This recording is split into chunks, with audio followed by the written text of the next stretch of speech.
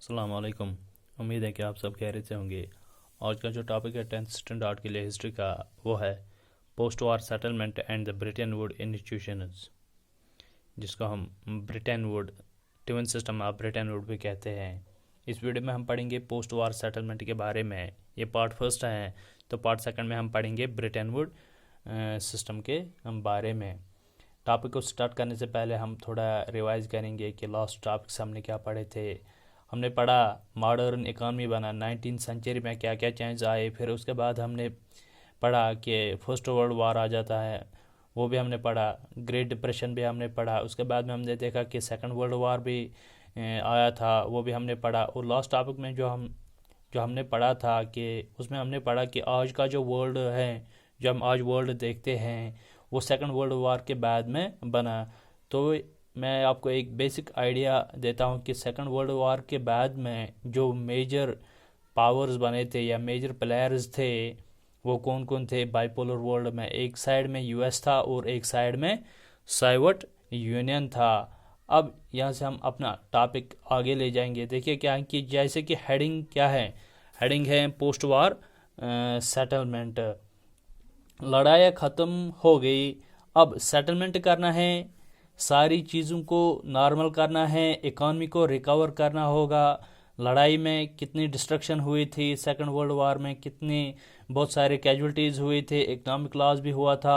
अब क्या है, आपको सेटलमेंट करना है तो आपको एक अजीब सा नाम आया कि ब्रिटेन वुड इंस्टीट्यूशंस, है ना।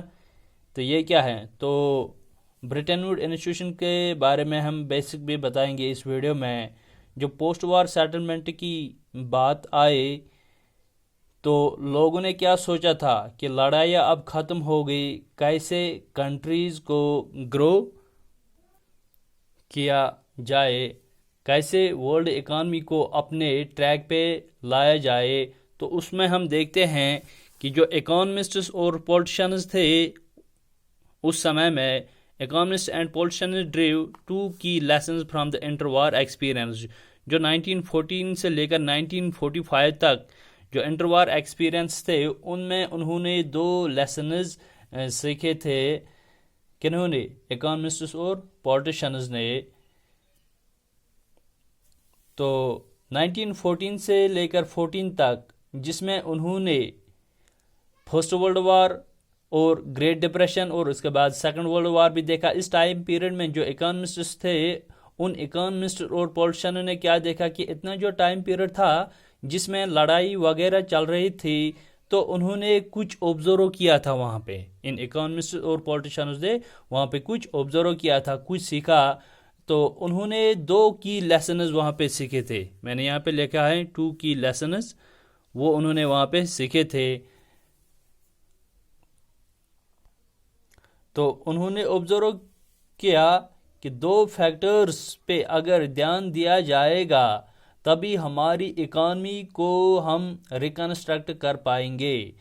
तो दो की फैक्टर्स क्या थे? पहला था मास प्रोडक्शन नीड्स मास कंजप्शन। जो मास प्रोडक्शन मैंने लिखा, मास प्रोडक्शन नीड्स मास कंजप्शन। उन्होंने क्या बोला था, अगर आप मास प्रोडक्शन कर रहे हो, अगर आप मास प्रोडक्शन कर रहे हो और मास लेवल पे कंजप्शन नहीं हो पा रहा है, तो इकॉनमी सस्टेन नहीं कर पाएगी।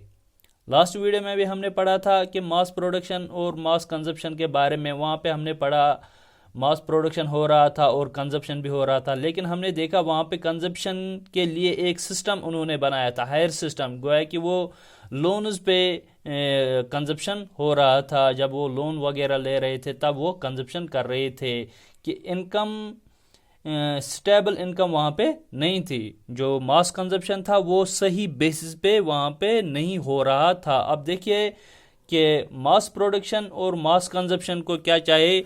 मास प्रोडक्शन नीड्स या mass production mass consumption needs high and stable income. इस चीज़ के लिए क्या होना चाहिए? हाई इनकम भी होना चाहिए, स्टेबल इनकम भी होना चाहिए। उस समय पे जो मास कंजप्शन हो रहा था तो वो कैसे हो रहा था? वो लोग जो हैं वो बैंक से लोन वगैरह ले रहे थे, वो हायर सिस्टम पे खरीदते थे। तो जो उनकी इनकम थी वो स्टेबल नहीं थी। तो इकोनॉमिस्ट और पॉलिटिशियन ने क्या सोचा कि मास प्रोडक्शन हो रहा था, लेकिन जो मास प्रोडक्शन था it should be supported by mass consumption. तब जाके मैंने यहाँ पे लिखा कि मास प्रोडक्शन नीड्स मास कंजप्शन। जो मास प्रोडक्शन हो रहा था it should be supported by mass consumption. और मास कंजप्शन कैसे अचीव किया जाएगा? अब ये मास कंजप्शन है, उसको अचीव कैसे करेंगे? It can be achieved with the higher stable incomes. ये अचीव होगा जब हाई या हायर स्टेबल इनकम्स होंगे, तब जाके ये चीज अचीव कर सकते हैं। गोया के जब तक हायर स्टेबल इनकम नहीं होंगे आप मास कंजप्शन अचीव नहीं कर पाओगे।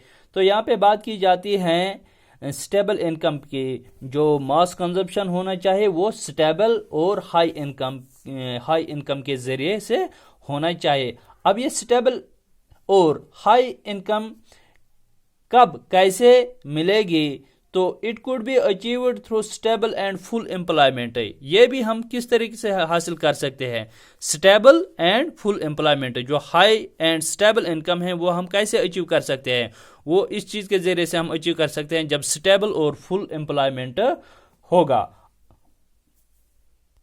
गोया के एम्प्लॉयमेंट भी स्टेबल होना चाहिए और एम्प्लॉयमेंट जो है फुल एम्प्लॉयमेंट होना चाहिए। लोग आपके सोसाइटी में अनएम्प्लॉयड नहीं होना चाहिए। 2-3 लोग अगर अनएम्प्लॉयड हो तो उनका असर भी किस पे आता है? उनका असर भी इकोनॉमी पे आता है। तो हर इंसान एम्प्लॉयड रहना चाहिए ताकि हर इंसान अपना जो खर्चा है वो कमा सकते हैं, वो निकाल सकते हैं। कि गोया कि फुल एम्प्लॉयमेंट होना चाहिए, वो भी स्टेबल होना चाहिए। वो भी जो फुल एम्प्लॉयमेंट हो, अब वो एम्प्लॉयमेंट भी स्टेबल होना चाहिए। ऐसा नहीं कि एक टाइम पीरियड के लिए इनको एम्प्लॉयमेंट मिलेगा कि बस फिर बाद में उनको जवाब किया जाएगा, गुड बाय किया जाएगा। नहीं। तो यहाँ तक आपको समझ में आया कि अब देखिए इकोनॉमिस्ट ने जो पहला लेसन सीखा था इंटरवार एक्सपीरियंस में वो क्या था? उन्होंने बोला कि मास प्रोडक्शन जो है इट शुड बी सपोर्टेड। गोया कि mass production should be supported by mass consumption, and this mass consumption needs high and stable income, and stable income can be achieved through stable and full employment। तो ये इनका पहला observation था कि अगर post वार economy को recover करने हैं तो इसमें पहला फैक्टर जो है, जो मैंने यहाँ पे लिखा था, जो मैं अभी ये सेंटेंस 2-3 पढ़ रहे थे, उनको ध्यान में रखना होगा। यहाँ तक आपको समझ में आया होगा कि यहाँ पे एक और चीज भी है। ठीक है कि मैंने लिखा market alone could not guarantee full employment. अब यहाँ पे हम देखते हैं कि मास प्रोडक्शन हो रहा था, मास कंजप्शन हो रहा था, तो उस चीज़ के लिए हमने इसमें पढ़ा हाई एंड स्टेबल इनकम्स की ज़रूरत है। वो भी हम देखते हैं, ये जो स्टेबल इनकम्स के लिए हम देखते हैं कि फुल एम्प्लॉयमेंट की ज़रूरत है, वो भी स्टेबल एम्प्लॉयमेंट की। तो दूसरी बात यहाँ पे हम देखते हैं कि अब मार्केट पे जो हमने डिपेंड रखा था कि वहाँ पे हम देखते हैं market could not guarantee full employment. अब जो मार्केट है, मार्केट पे हम ये नहीं कह सकते हैं कि मार्केट जो है ये फुल एम्प्लॉयमेंट हमें दे सकते हैं। पहले क्या होता था? तो हमने देखा था कि 1929 से पहले का जो टाइम पीरियड था उसमें हमने देखा कि ग्रेट डिप्रेशन से पहले, तो उस समय हम देख रहे थे डिमांड एंड सप्लाई चल रही थी। डिमांड एंड सप्लाई फैक्टर काम कर रहे थे। डिमांड है, सप्लाई है, तो वो हमने देखा कि बहुत ज़्यादा सप्लाई होता है, बहुत ज़्यादा प्रोडक्शन हो रहा था, तो बहुत सारे लोग जो उस समय पे मार्केट में काम कर रहे थे। ये मैं बोल रहा था 1929 से पहले की सिचुएशन कि जो वहाँ पे उस समय का मार्केट सिस्टम था ग्रेट डिप्रेशन से पहले। तो उसमें हम देखते हैं डिमांड एंड सप्लाई पे जो है मार्केट ये डिपेंड कर रहा था। वहाँ पे मार्केट में बहुत सारे लोग काम कर रहे थे क्योंकि उस समय इंडस्ट्रीज़ को ज़रूरत थी, ज़्यादा से ज़्यादा लेबरर्स मिलेंगे, ज़्यादा से ज़्यादा काम करवाने वाले। लेकिन जैसे ही इकोनॉमिक रिसेशन आया, ग्रेट डिप्रेशन आया, इकॉनमी ब्रेक रोल करने लगे, तो हमने देखा कि जो इंडस्ट्रियलिस्ट थे उन्होंने, जो लेबर्स उनके पास थे, उन्होंने उनको अपनी इंडस्ट्री से निकाल दिया। वो ऐसा क्यों कर रहे थे? वो अपना प्रॉफिट बचाने के चक्कर में लोगों को काम से निकाल रहे थे। तो तब जाने यहाँ पे लिखा है market alone could not guarantee full employment. ये जो मार्केट पे हम डिपेंड करते हैं, बोलते हैं कि मार्केट पे हम एम्प्लॉयमेंट जनरेट करते हैं या मार्केट एम्प्लॉयमेंट जनरेट करते हैं, लेकिन वो गारंटी नहीं होती हैं। कभी कभार हम देखते हैं 1929 से पहले कि जब रिसेशन आया, ग्रेट डिप्रेशन आया, जो इंडस्ट्रियलिस्ट थे उन्होंने मजदूरों को अपने इंडस्ट्री से निकाल दिया। आया समझ में कि मार्केट, जो मैंने ये सेंटेंस लिखा था, market alone could not provide guarantee full employment. तो उसके बाद में हम देखते हैं कि मार्केट का मतलब क्या है। डिमांड एंड सप्लाई चीज़ें वही है कि मार्केट ऑपरेट करता है। जो मार्केट होता है ये क्या करता है? मार्केट तभी ऑपरेट करता है जब हम देखते हैं इसमें डिमांड एंड सप्लाई के बेसिस पर ये ऑपरेट करते हैं। जितनी डिमांड होती है उतने सप्लाई भी होगी। अगर सप्लाई और डिमांड मिसमैच होते हैं तो फिर क्या होता है, वो हमने भी देखा कि ग्रेट डिप्रेशन का जो कारण है कि जब सप्लाई ज़्यादा होगी, इंक्रीज इन एग्रीकल्चरल प्रोडक्शन, बाद में हम देखते हैं डिमांड नहीं होते हैं तो प्राइस जो है वो डाउन होता जा रहा था। वही चीज़ें यहाँ पे भी हो रही थी कि जो पॉलिटिशियंस और इकोनॉमिस्ट थे उन्होंने ऑब्जर्व किया था कि मार्केट कभी भी अपने आप सस्टेन नहीं कर सकता है, अपने आप को गारंटी नहीं दे सकता है फुल एम्प्लॉयमेंट की। तो इसके लिए क्या किया जा सकता है? Now government would have to take steps. जो government would have to take steps to minimise fluctuation of price, output and employment. अब गवर्नमेंट जो है उसको इंटरवेन करना है, उसको स्टेप्स उठाने हैं। किस चीज़ के लिए? जो फ्लक्चुएशन होते हैं प्राइस का, कभी कभार हम देखते हैं प्राइस जो है फ्लक्चुएशन होते हैं, अप एंड डाउन होता है। आउटपुट जो है उस पर भी गवर्नमेंट को कंट्रोल करना है। जो एम्प्लॉयमेंट जो है वो भी गवर्नमेंट की अब जिम्मेदारी है। इन चीज़ों पे गवर्नमेंट को स्टेप्स उठाना चाहिए। कि जो हम देखते हैं कि जो मार्केट अपने आप को फुल एम्प्लॉयमेंट गारंटी नहीं कर सकता, तो यहाँ पे गवर्नमेंट को इंटरवेन करना पड़ता है। तो गवर्नमेंट कैसे इंटरवेन कर सकते हैं? गवर्नमेंट अपने बिहाफ पे गारंटी, जॉब्स गारंटी दे सकते हैं। कैसे? गवर्नमेंट पैसा लगा सकते हैं। किस पे? वो हम देखते हैं कि गवर्नमेंट पैसा लगा सकते हैं स्पेसिफिक सेक्टर्स पे। जैसे कि हमने देखा है कि इंडिपेंडेंस के बाद में देखेंगे तो क्या हुआ, वहां पे गवर्नमेंट ने पब्लिक सेक्टर इंडस्ट्रीज खड़ी की थी। आया समझ में कि गवर्नमेंट ने क्या किया? गवर्नमेंट ने बहुत सारे इंडस्ट्रीज लगा दी थे इंडिपेंडेंस के बाद में। तो उसके जरिए से क्या होगा? उसके जरिए से गवर्नमेंट ने इंश्योर किया कि लोगों को एम्प्लॉयमेंट क्या मिलेगा, और कंट्री में जो प्रोडक्शन प्रोसेस स्टार्ट होगा। तो वहाँ पे हम यही बोलते हैं कि अगर जो फुल एम्प्लॉयमेंट गारंटी करना है तो मार्केट पे डिपेंड मत रहिए। जो मार्केट पे हम डिपेंड देख रहे थे कि मार्केट पे हम डिपेंड कर रहे थे, अब अगर हमें फुल गवर्नमेंट या फुल एम्प्लॉयमेंट गारंटी देनी है तो हमें मार्केट पे डिपेंडेंट नहीं रहना चाहिए। अब क्या है कि government would take steps to, जो हमने यहाँ पे लिखा, मिनिमाइज फ्लक्चुएशन ऑफ प्राइस। हमने देखा कि अब प्राइस का मामला है, यहाँ पे एम्प्लॉयमेंट को आपको समझ में आ गया। अब प्राइस का मामला है कि यहाँ पे हम देखते हैं, हमने देखा कि जब सप्लाई ज़्यादा होती है तो प्राइस गिर जाती है। तो जब सप्लाई ज़्यादा होती है तो प्राइस गिर जाते हैं। तो अब गवर्नमेंट इस केस में इंटरवेन कर सकती है। सपोज जब प्रोडक्शन ज़्यादा होती है तो बाद में हम देखते हैं कि प्राइस डिक्लाइन होता है, डाउन होता जा रहा है, उस समय भी गवर्नमेंट इंटरवेन कर सकते हैं। उस समय गवर्नमेंट क्या करते हैं? उस समय गवर्नमेंट खुद खरीदते हैं और बफर स्टॉक में रखते हैं। क्यों उस वक्त गवर्नमेंट खरीदते हैं? तो गवर्नमेंट इसलिए उस वक्त खरीदते हैं ताकि जो प्राइस हैं वो डाउन नहीं होना चाहिए। आया समझ में प्राइस का? एम्प्लॉयमेंट और प्राइस का अब समझ में, आई होप कि यहाँ तक आपको समझ में आया। इस चीज़ में भी गवर्नमेंट जो है वो इंटरवेन कर सकते हैं, इन केस में गवर्नमेंट इंटरवेन कर सकते हैं। Government would have take to steps, तो किस चीज़ के लिए? अब आउटपुट के लिए।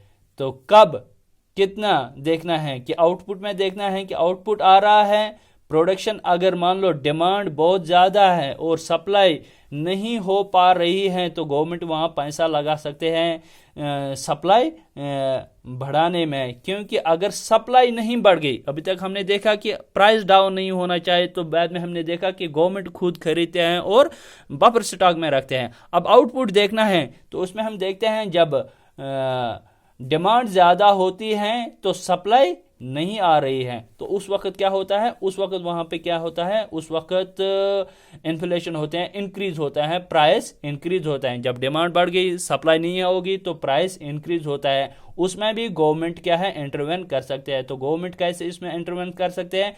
तो गवर्नमेंट जो है वो वहाँ पे पैसे लगाते हैं और सप्लाई बढ़ाते हैं, क्योंकि अगर सप्लाई नहीं बढ़ गई तो प्राइस बढ़ेगा। तो अलग अलग केसेस में, अब इन तीनों केसेस में अलग अलग फैक्टर या सेक्टर्स में हम देखते हैं गवर्नमेंट जो है वो इंटरवेन कर सकते हैं। गवर्नमेंट जो है गवर्नमेंट को इंटरवेन करना पड़ता है। तो इन इकोनॉमिस्ट्स ने क्या सोचा था? उन्होंने यही सोचा कि मास प्रोडक्शन को अगर सस्टेन करवाना है तो there should be the mass consumption. और जो मास कंजप्शन है किस क्राइटेरिया पे होना चाहिए वो हमने लिखा था, वो हाई और स्टेबल इनकम के क्राइटेरिया पे होना चाहिए। तो थ्रू प्रोवाइड की जा सकती है कि फुल एम्प्लॉयमेंट के ज़रिए से हमने देखा कि फुल एम्प्लॉयमेंट सिर्फ मार्केट फोर्स नहीं दे सकते हैं, मार्केट हमें फुल एम्प्लॉयमेंट की गारंटी नहीं दे सकता है। तो बाद में हम देखते हैं government is needed to intervene to provide full employment. बाद में हम देखते हैं उस चीज़ में गवर्नमेंट को इंटरवेन करना पड़ता है, फुल एम्प्लॉयमेंट प्रोवाइड करना होता है। समझ आया यहाँ तक कि ये एक ऑब्जर्वेशन थी जो कि इकोनॉमिस्ट और पॉलिटिशियंस ने वहाँ पे इंटरवार एक्सपीरियंस में ऑब्जर्व किया था। तो उसके बाद में हमने देखा कि अब उन्होंने बताया कि जो इकोनॉमिस्ट और पॉलिटिशियंस थे कि उन्होंने जो ऑब्जर्वेशंस की थी, जो लेसन्स वहाँ पे सीखी थी, उसके बाद उन्होंने बताया कि हमें क्या करना होगा, कि आगे हमें क्या करना होगा। कि सेकंड उन्होंने बताया, जो उन्होंने ऑब्जर्व किया था, जो मैंने यहाँ पे लिखा था 2 की लेसन्स इंटरवार एक्सपीरियंस में उन्होंने ऑब्जर्व की थी। Countries economic link with outside world should be controlled by government. अब इस पे हम थोड़ा रोशनी डालेंगे कि देखो क्या होता है। हमने देखा कि जैसे जो ग्रेट डिप्रेशन का जो कारण था, तीसरा कारण जो यूएस की इकॉनमी थी, यूएस की जो गवर्नमेंट थी, उन्होंने क्या कर दिया था उस समय पे? उन्होंने इंपोर्ट ड्यूटीज को डबल कर दिया। अब मैं इसके बारे में बताऊंगा कि जो ग्रेट डिप्रेशन का तीसरा कारण था, यूएस की इकॉनमी जो थी, यूएस का जो गवर्नमेंट थी, उन्होंने क्या किया था उस समय पे? उन्होंने इंपोर्ट ड्यूटीज को डबल कर दिया, ताकि यहाँ तक ताकि जो इंपोर्ट ड्यूटीज को उन्होंने डबल कर दिया था, उसके चलते उन्होंने अपनी इंटरनल इकॉनमी को बचाने की कोशिश की। उन्होंने इंपोर्ट्स ड्यूटीज को डबल कर दिया ताकि इनकी जो इंटरनल इकॉनमी थी, इनकी जो अपनी इकॉनमी थी, उसको बचाने की कोशिश वो कर रहे थे। तो ऐसा क्यों किया उन्होंने? तो उस समय पे हम देखते हैं बाहर से बहुत सस्ते प्रोडक्ट्स आ रहे थे। तो सस्ते प्रोडक्ट्स अगर यूएस की इकॉनमी में भेजे जाएंगे तो उसके चलते क्या होगा? वहाँ की जो इकॉनमी, वहाँ का जो मार्केट, जो उनकी इंटरनल इकॉनमी का जो मार्केट है, उसमें मिसमैच हो जाएगा, क्योंकि जो डोमेस्टिक प्रोडक्ट्स थे उन्हें क्या करना होगा फिर? तो अब उनको कंपटीशन लगेगा। अगर यूएस की गवर्नमेंट ने उस समय पे इंपोर्ट ड्यूटीज को डबल नहीं किया होगा तो बाहर से सस्ते गुड्स आ रहे थे उनके मार्केट में, गोया कि जो डोमेस्टिक प्रोड्यूसर्स थे, जो डोमेस्टिक प्रोडक्ट्स थे, उनको कंपटीशन लगता था, टफ कंपटीशन करना होता था।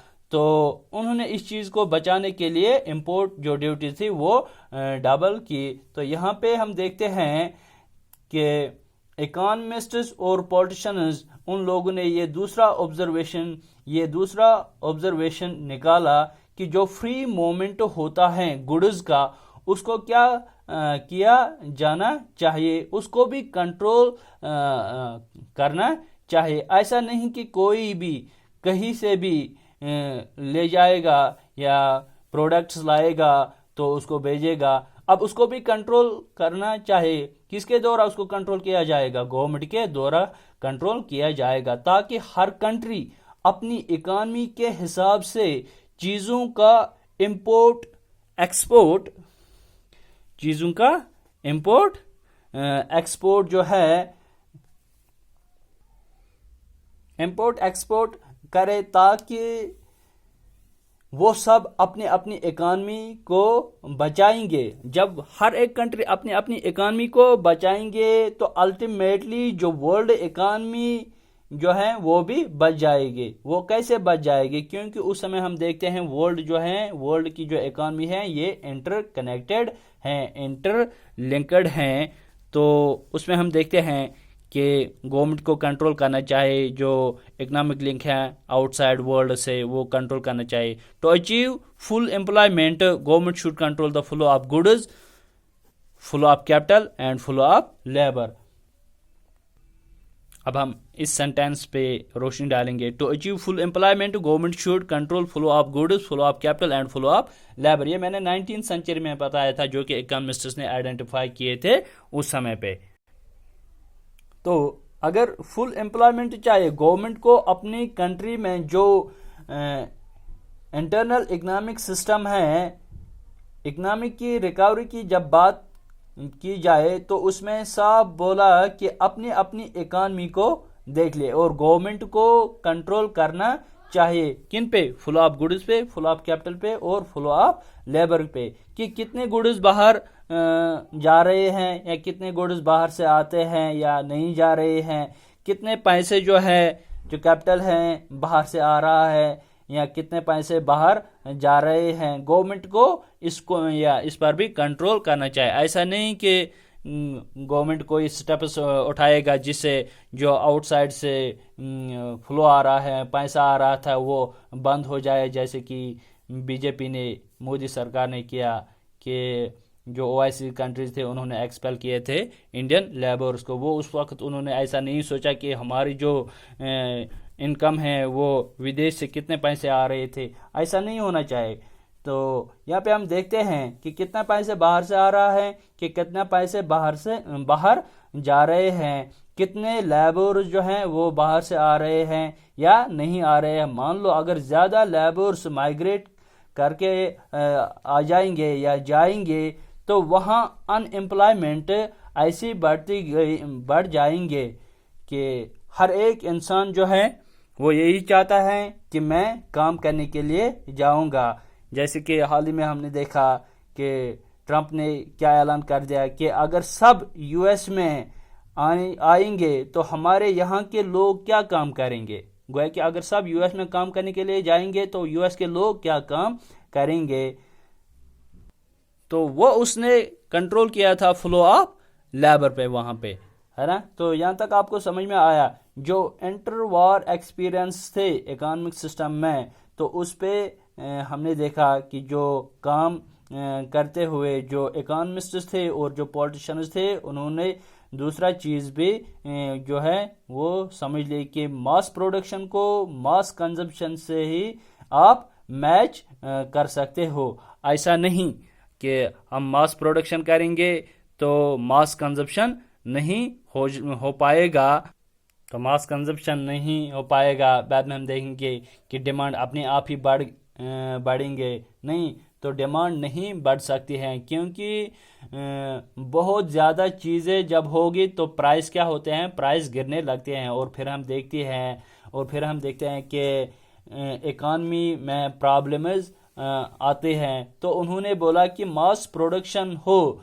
लेकिन it should be supported by mass consumption. जो मास प्रोडक्शन हो उसको क्या करना चाहिए, ये किस चीज़ पे डिपेंड करना चाहिए, it should be supported by mass consumption. ये उसको सपोर्ट करना चाहिए कौन, मास कंजप्शन। वो कब मिलेगा उसको, जब लोगों के पास सैलरी होगी, सारी चीज़ें होगी, सैलरी अच्छी होगी, जब इनके पास फुल एम्प्लॉयमेंट होगा। फुल एम्प्लॉयमेंट के लिए अब यहाँ पे हम देखते हैं गवर्नमेंट को इंटरवेन करना ज़रूरी है। अब आगे अगर देखेंगे तो इसमें दूसरी चीज़ क्या है कि कंट्री की जो इकोनॉमिक लिंक हैं दूसरे देशों के साथ इससे कंट्रोल किया जाना चाहिए कि गवर्नमेंट के द्वारा कैसे कंट्रोल करेंगे। ये गवर्नमेंट के द्वारा कंट्रोल करेंगे, government should take steps to control flow of goods, flow of capital and flow of labours. तो आ गया ये समझ में जो दूसरा ऑब्जर्वेशन उन्होंने निकाला था इकोनॉमिस्ट्स जो उस समय के थे, जो पॉलिटिशियंस थे, कि अब हम देखते हैं कि पोस्ट वार इकोनॉमिक कंस्ट्रक्शन जो हो रहा था, या फिर हम कह सकते हैं कि पोस्ट वार इकोनॉमी जो इकोनॉमिक सिस्टम जो था वो कैसे अब डेवलप होगा, वो कैसे अब डेवलप होने वाले हैं। अब जो ये ऑब्जर्वेशंस थी, जो 2 की लेसन्स उन्होंने बताए थे, तो उन ऑब्जर्वेशंस पर स्टेप्स लेने की भी ज़रूरत थी। कैसे अचीव करेंगे आप, इसके लिए आपको क्या करना होगा, इंटरनेशनल कंसर्न्स की डेवलप करने पड़ेगी। सारे देशों को मिलकर एक स्ट्रेटजी बनाना होगी। कैसे अचीव करेंगे, ये सिंपल सी चीज़ है। तो उसके लिए उन्होंने एक मीटिंग की थी to preserve economic stability and full employment. इसके लिए उन्होंने क्या किया था, United Nations monetary and financial conference held in July 1944 at Bretton Woods in New Hampshire USA। तो अब देखते हैं कि एक मीटिंग हुई थी कहाँ पे, ब्रिटेन वुड में। ब्रिटेन वुड एक सिटी थी कहाँ पे, ये हैम्पशायर में, न्यू हैम्पशायर में USA में एक सिटी थी। तो वहाँ पे यूनाइटेड नेशंस की एक कमेटी हो रही थी, जो United Nations monetary and financial conference जो वहाँ पे हो रही थी। ये एक कॉन्फ्रेंस हुई थी जो डिसाइड करते हैं कि आगे हम इकॉनमी को कैसे ग्रो करने वाले हैं। जो इंटरनेशनल इंस्टीट्यूशन, जो इंटरनेशनल इकोनॉमिक सिस्टम है, post war and economic system जो है, उसे कैसे ग्रो किया जाए, उसे कैसे डेवलप किया जाए।